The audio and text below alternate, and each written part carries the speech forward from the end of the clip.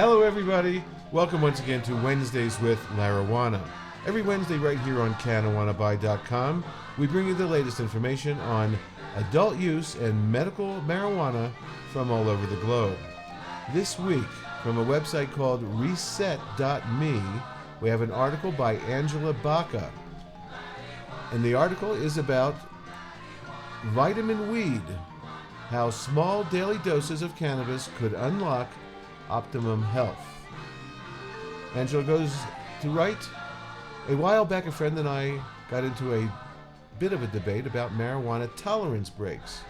He and I are both heavy users who enjoy high potency cannabis concentrates, and he was advocating complete cold turkey cessation for multiple days in order to reduce tolerance and more easily feel the effects. He insisted that they were necessary, while I balked at the notion that anyone could ever stop using cannabis for any reason. My reaction was partially rooted in my long-time recreational cannabis use and love of civil disobedience. It was also due to my subjective experience as someone who likely suffers from something called clinical endocannabinoid deficiency. The chemical compounds produced by cannabis that cause the high actually mimic chemical compounds in our body already that we produce, use, and need to regulate essential functions. These are functions like pain, mood, digestion, appetite, inflammation, and sleep. Some of these cannabinoids are already pretty well known. Delta tetrahydrocannabinol, THC, and cannabidiol, CBD, for example. Phytocannabinoids work on the same receptors and perform similar functions to the endogenous cannabinoids, or cannabinoids that naturally exist in the human brain.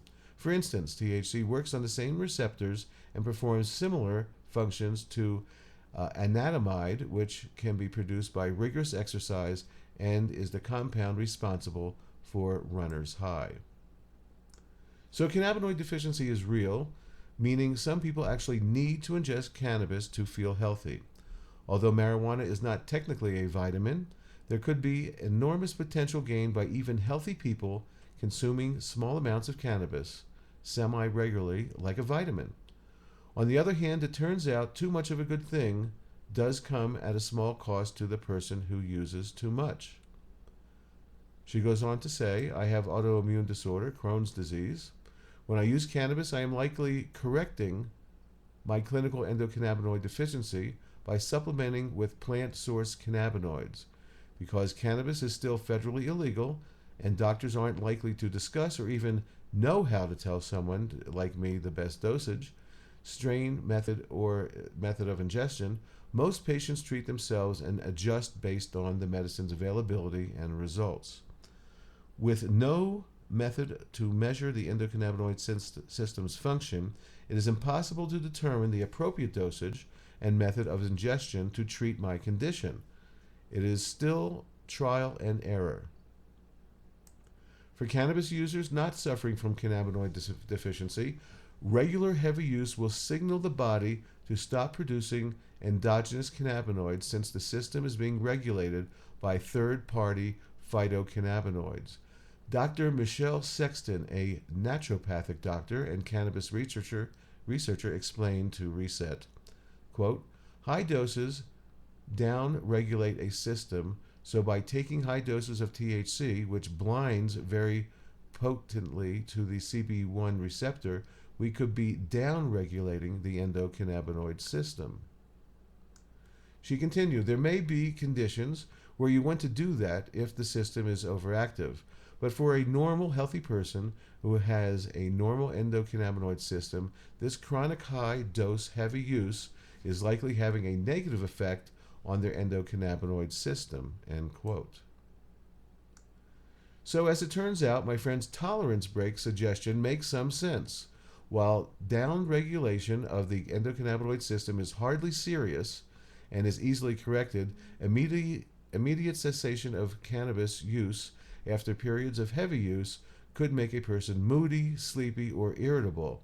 This has been classified as marijuana withdrawal in the DSM-V. Like other medicines, it is much more comfortable to taper off rather than completely discontinue use immediately. Marijuana is not technically a vitamin. This is because vitamins are organic compounds and nutrients that the human bodies need in order to function, but don't already produce, so they must be obtained through diet. However, Sexton suggests that a less frequent low-dose cannabis use could stimulate the body to produce more endogenous cannabinoids on its own. She says further study is necessary to gain a better understanding of how cannabis and the cannabinoid system work. While there is a large and growing global body of research on cannabis and its medical effects, the Schedule I status of the herb, as well additional restrictions placed on its study, effectively block most non-government research from taking place in the United States. Quote, cannabis isn't always the answer and cure-all for everything, Sexton said. If you want to use cannabis therapeutically, think about a whole approach, treating the whole person. As a culture, we have this tendency to want a quick fix. We need to treat the cause, not just medicate it away, end quote. Independent researchers looking to identify methods of upregulating the endocannabinoid system or encouraging the body to produce more endogenous cannabinoids found in 2014 that lifestyle modifications such as healthy diet and exercise, as well as alternative therapies like acupuncture and herbal medicines like cannabis, will regulate the endocannabinoid system.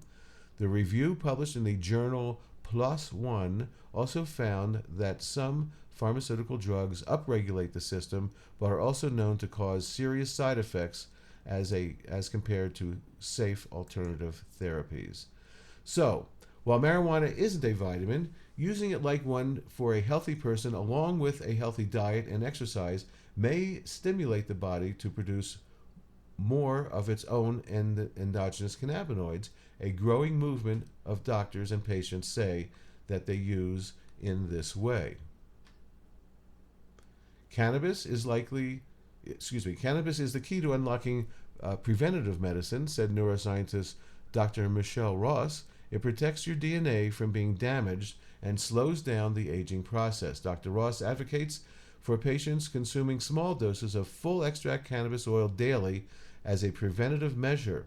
She says she uses small amounts every day like a vitamin, both to treat her own PTSD and endometriosis and her overall health.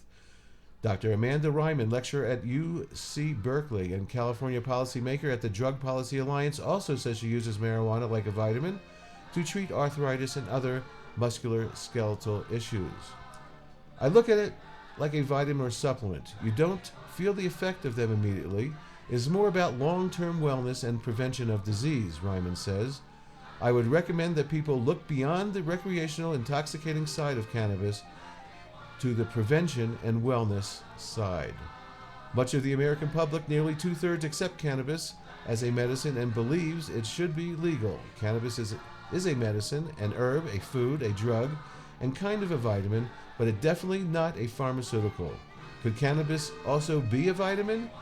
Sure, if you use the colloquial consumer definition of vitamins. I happen to believe in this and know that cannabis oil does reset the body. This will all be coming out over the next few years when we're allowed to do studies here in the United States. Meanwhile, you can always look to Israel, Spain, and England and the Netherlands for other studies where it's been being done for years. Well, that's it for this week's Wednesdays with Larawana. Don't forget, Canawana Buy for all of your cannabis needs, whether you're a dispensary, a patient, a head shop. Great products, fast prices, fast shipping, and low prices. Don't forget my weekly medical marijuana radio show every Saturday, 7 p.m. Mountain, 9 on the East, 6 on the West. That's it for this week. Peace and love, everybody. Peace and love.